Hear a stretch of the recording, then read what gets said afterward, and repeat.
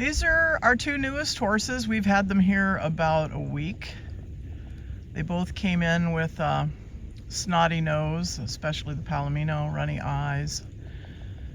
The typical thing you see when a horse has gone through an auction or two or three, has been trucked with other sick horses, has been at a horse trader, horse flipper, or feedlot situation.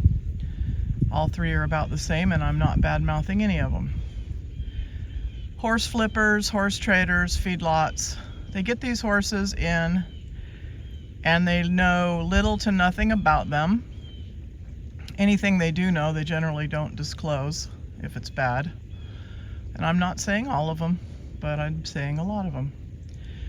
And they will take the ones that they feel people might pay a little bit more than meat prices for them, and they will saddle them up and ride them around, and somebody, comes in and buys them in places. Some places they call it bailing them out. They'll buy them and take them home, and they're sick, like these two were. And so, if you don't have a quarantine, and I'm talking a big quarantine area, or at least an area that's away, this is at least 500 feet from my riding horses, where they can just go out and chill out for 30 days, then you don't want to bring one of these horses home, because then the whole barn is sick. So if you're boarding your horse somewhere, you're probably not going to be able to buy from a flipper, a trader, or a feedlot, unless you can pay somebody for quarantine and veterinary care. So these two horses are gaited horses. I got them from a new source. A friend of mine, or a person that I know, told me about this place in Virginia that's a feedlot, but they also try to get as many of the horses into a new home as they possibly can. And if you have to pay a few dollars more for the horses this way, it's better than bringing them home and then paying a trainer $1,100 a month or $700 a month or whatever they're charging to ride. And there's nothing wrong with that either, but boy, the bills really start to pile up when you're trying to rescue. And a lot of people now look at the word rescue is overused a lot, but these horses that are with flippers, traders, feedlots, they are on a slippery slope to Mexico. I mean, it's all downhill. And what runs downhill, right?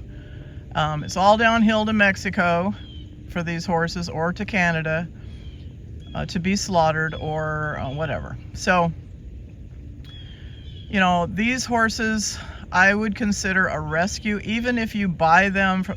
nobody in their right mind is going to go to a flipper, a trader, or a feedlot unless they know that they're going to get a sick horse, possibly a pregnant horse. I've had that happen. The last time I knew she was pregnant, but we've had that happen before when we didn't know. You might get a horse with all kinds of behavioral issues. You might get a horse with diseases, lamenesses, blindnesses. I mean, it is a crapshoot. It's a roll of the dice. So when we get them out two at a time, from a flipper, a trader, or a feedlot, or sometimes they come from other sources, auction intercept, and I will do a video on the difference between all of these. But all of them are horses that are in need of stability, structure.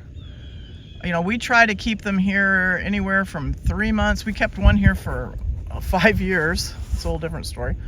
But usually they're here from 3 months to 12 months, and we try to proof them in every situation that we can for trail riding, trailer loading, bathing, grooming, farrier, just try to make them into a pleasure for people to have. And these two might already be there. I don't know.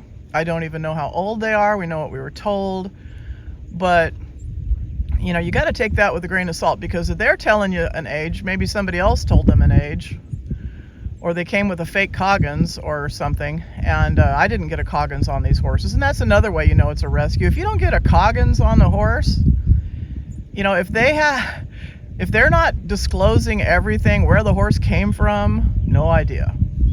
No idea who had these horses before. no idea where they came from. And again, I'm not bad-mouthing that. It's just that it's a chance that you take when you are doing this. And what we do, Dreamgaits, is a gated horse. I don't really want to say it's a rescue, but I guess it's a rescue because we're taking these horses and we're going to actually proof them. We're going to spend months with them. We're going to put them in our riding program here. And then we'll try to find them appropriate homes. And that costs money. It takes a lot of money. These flippers are getting rid of them as fast as they can because they don't want to have to shoe them. They don't want to have to vet them. They don't want to have to feed them for very long. They might only have it for a few days or a couple weeks or a month, tops.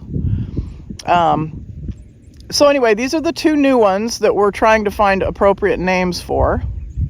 If you want to do the Name That Horse challenge, I've got a link to that in the description of this video. And you can, for $5, it's just $5 minimum donation to help get these guys on their feet. I'll have the vet out in like a month to get all their vet work caught up after they're feeling better.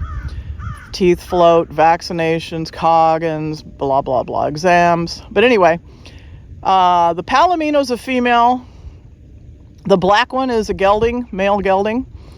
And they're teenagers, I guess. I don't know. Have my vet tell us.